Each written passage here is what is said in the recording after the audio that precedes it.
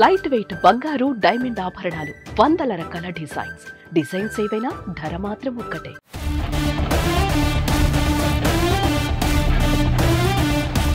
Director Shankar తెరకెక్కించిన game చేంజర్లో IAS officer పాత్ర రియల్గా కూడా ఉందా?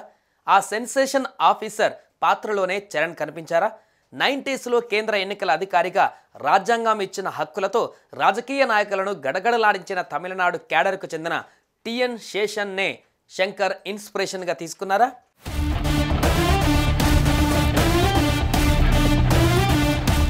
గేమ్ చేంజర్లో రామ్ చరణ్ 3 లుక్లలో అదరగొట్టినట్లు టాక్. ఒకటి కాలేజ్లో లుక్, రెండోది ఐఏఎస్ అధికారిగా, 3 తండ్రి పాత్రల్లో అప్పన్నగా నటించారు. ఇక ప్రస్తుతం అప్పన్న పాత్రకి మంచి మార్కులు పడుతున్నాయి. అయితే ఈ సినిమాలో చరణ్ ఐఏఎస్ అధికారిగా నటించిన పాత్రకు రియల్ లైఫ్ ఐఏఎస్ అధికారి ఇన్స్పిరేషన్గా కనిపిస్తోంది.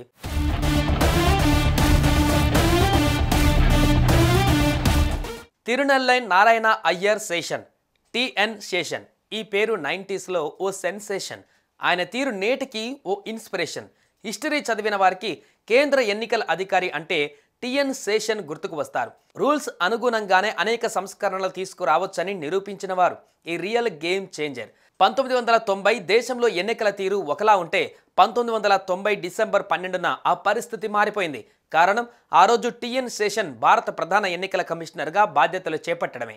తన పదవీకాలం ముగిసే వరకు శేషన్ మన రాజ్యాంగానికి ఉన్న బలమేంటో రాజకీయ నాయకులకు రుచి చూపించారు.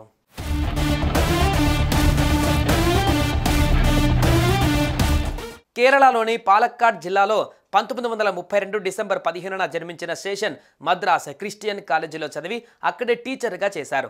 గేమ్ చేంజర్లో రామ్ చరణ్ లానే పోలీస్ సర్వీస్కు ఎంపికైనా చేరకుండా 1954లో సివిల్స్లో విజయం సాధించి తమిళనాడు క్యాడర్ ఐఏఎస్ ఆఫీసర్ అయ్యాడు.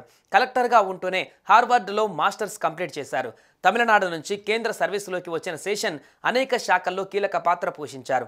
1989లో సివిల్ సర్వెంట్లకు అత్యున్నత పదవిగా భావించే భారత కేబినెట్ కార్యదర్శిగా నియమితులయ్యారు. ప్రణాళికా సంఘం సభ్యుడిగాను కొనసాగారు. అనంతరం 1990లో శేషన్ను కేంద్రం ఎన్నికల ప్రధాన కమిషనర్గా నియమించింది. ఇక అప్పటి నుంచి దేశ రాజకీయాలను ఓ ఊపు ఊపారు. రాజ్యాంగం ఇచ్చిన అధికారాలను నిక్కచ్చిగా పాటించి నాయకులనే కాదు పార్టీలను గడగడలానించారు.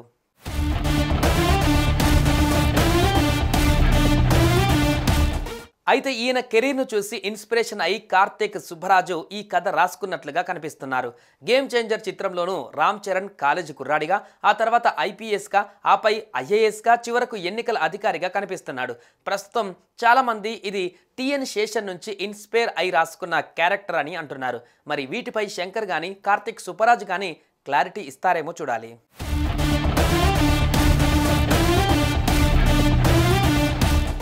సుమన్ టీవీలో మీ పర్సనల్ అండ్ బిజినెస్ ప్రమోషన్స్ కోసం కింది నెంబర్కి కాంటాక్ట్ చేయండి.